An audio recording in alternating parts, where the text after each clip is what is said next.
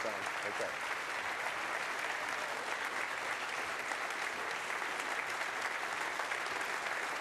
Good evening. Well, Governor Romney left the private sector, and he did a great job of creating jobs in the private sector all around the world. But the fact is, when he moved that experience to government, he had one of the lowest job creation rates in the country. So the fact is, while he had a good private sector record, his public sector record did not match that. As a matter of fact, we created more jobs in the last 3 months in Texas than he created in 4 years in Massachusetts. And wait a second. Senator, go ahead, mister. I'll give you 30 seconds. Yeah, let's wait a second. Oh, we could do this all evening. Yeah, but states are different. Texas is a great state.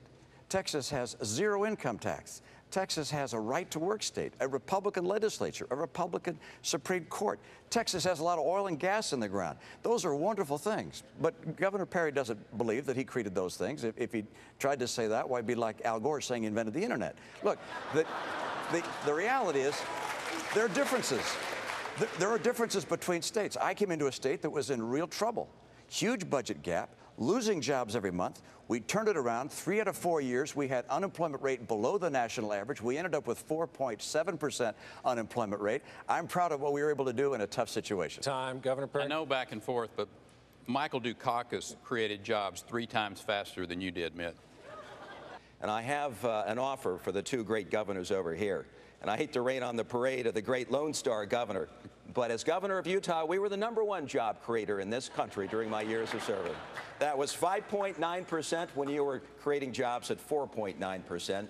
And to my good friend Mitt, 47th just ain't going to cut it, my friend. Don't forget, the day that President Obama took office, gasoline was $1.79 a gallon. It's entirely possible for us to get back to inexpensive energy. The problem is energy is too high. Let's have a goal of bringing it down, because every time gasoline increases 10 cents a gallon, that's $14 billion in economic activity that every American has taken out of their pockets. This is a great solution, and this is the place to start with American job creation. Would Ben Bernanke have a job in your administration?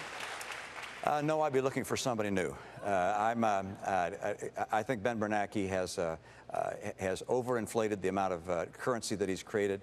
QE2 did not work. It did not get Americans back to work. It did not get the economy going again. We're still seeing declining numbers in prior quarter estimates as to what the growth would be. We're growing now at 1 to 1.5%.